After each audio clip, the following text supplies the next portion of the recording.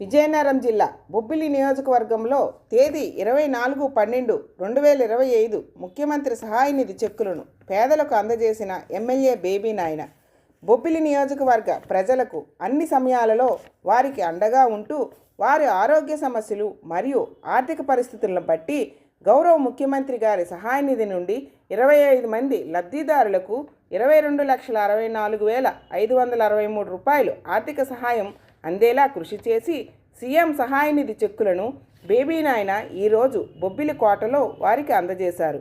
ఈ సందర్భంగా నాయన మాట్లాడుతూ నియోజకవర్గంలో ఉన్న పేదల మధ్యతరగతి కుటుంబాల వారికి నాణ్యమైన వైద్యం అందజేయడమే ప్రభుత్వ లక్ష్యమని, ఆపదలో ఉన్నవారికి ఈరోజు సీఎం సహాయ నిధి చెక్కులను ఇవ్వడం తనకు ఎంతో ఆనందంగా ఉందని నాయన మీడియా ముందు తెలియజేశారు.